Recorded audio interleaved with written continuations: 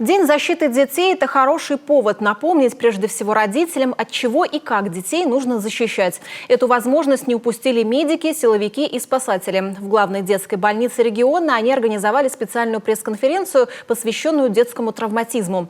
С приходом лета и каникул для травматологов начинается жаркий сезон. Падение с велосипедов и самокатов, крайне ненадежные москитные сетки на окнах, а также вода, которая не прощает ошибок. Виктория Палкина продолжит.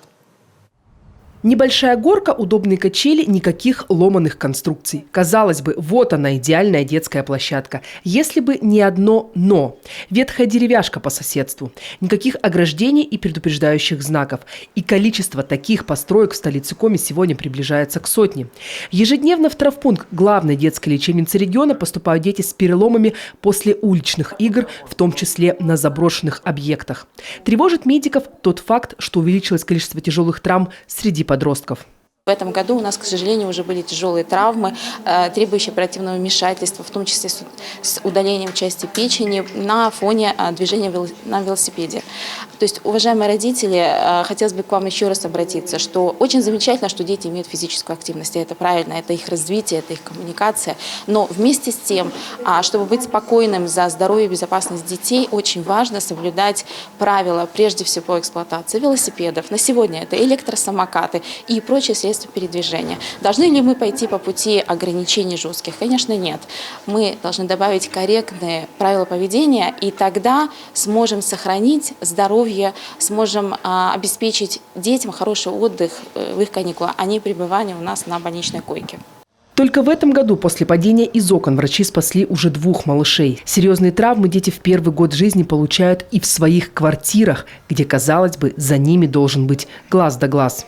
Постоянно, практически, в том числе на сегодняшний день, дети с, например, на сегодня достаточно тяжелой черепно-мозговой травмой, полученной в быту, в силу недогляда, да, парадоксально, как можно не доглядеть, да, в плане потенциального падения ребенка с пеленального стола, с кровати, но тем не менее это постоянно случается. И мы постоянно с такими пациентами имеем дело, да, мы работаем, мы как база, да, по выхаживанию, учитывая специфику отделения, работаем в тесном взаимодействии с нейрохирургами, с травматологами. Но, к сожалению, да, как ни странно покажется, но проблема такая есть постоянно.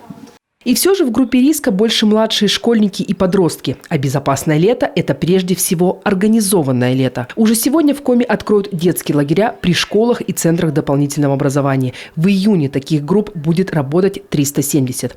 А вот в июле и августе в 5 раз меньше. Минобрнауки региона уже обратился к муниципалам пересмотреть этот график. Предложение профильного ведомства поддержали медики и спасатели. Виктория Палкина, Дмитрий Ведерников, телеканал Юрган.